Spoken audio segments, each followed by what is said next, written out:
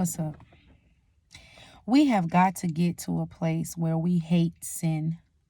We've got to get to that place, but we can't do that on our own. There's no way we can do it on our own power. Because if we try to do it in our own power, we're going to get exhausted. We're going to get irritated. We're going to get frustrated, depressed, anxiety, all sorts of things. So we have to, we have access to the Spirit.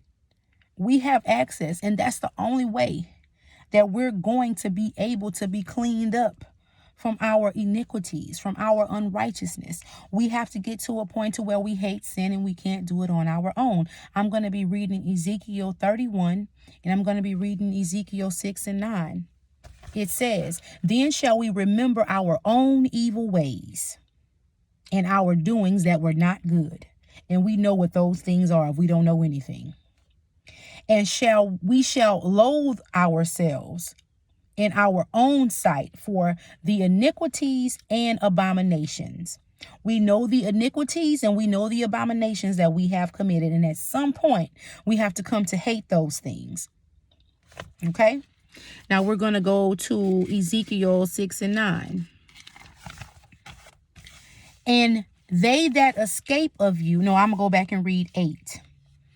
"Yet will I leave a remnant, that ye may have some that shall escape the sword among the nations, and ye shall be scattered through the countries. And they that escape of you shall remember me among the nations, whether they shall be carried captives, because I am broken."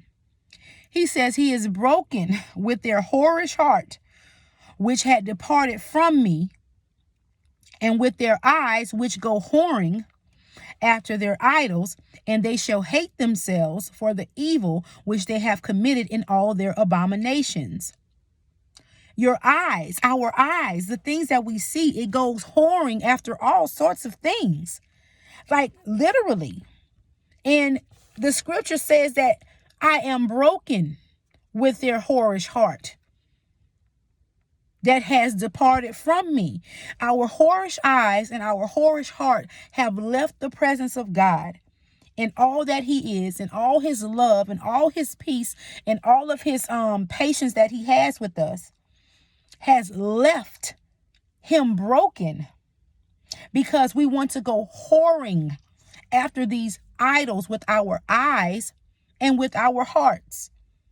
What are you whoring after today? What is your heart whoring after? It could be down to a pair of shoes, money, drugs, whatever it may be. Our heart and our eyes are whoring after things, and it's breaking God's heart. Okay? We have to get to a point to where we hate these things. And the only person that can do it is our Father in heaven, the Spirit that dwells on the inside of us. But we have to become aware of that Spirit. And I'm going to read Ezekiel 36, 25 through 27. "Then I will sprinkle clean water upon you, and ye shall be clean. From all your filthiness and from all your idols will I cleanse you. A new heart also will I give you, and a new spirit will I put within you. And I will take away the stony heart, that hard heart that can't receive anything. I will take away that stony heart out of your flesh, and I will give you a heart of flesh, so that you can receive the things of God. And I will put my spirit within you and cause you to walk in my statutes, and ye shall keep my judgments and do them." He is the only one that can do it. He's the only one that can cleanse us from our uncleanliness and our filth. Right here, where it is, on the 29th verse. "I will also save you from all your uncleannesses, and I will call for the rain and will increase it, and lay no famine upon you." This is the plans that he has for us. He wants to clean us up. He wants to clean us up, but we have to make him Lord over our life. We have to accept him as Lord over our life so we can start to hate these things and not live in these things. Verse 30 says, "And I will multiply the fruit of the tree and the increase of the field, that ye shall receive no more reproach of famine among the heathen." This is the plans that he has for us. If you're wondering what the plan is that God has for you, he wants to clean you up.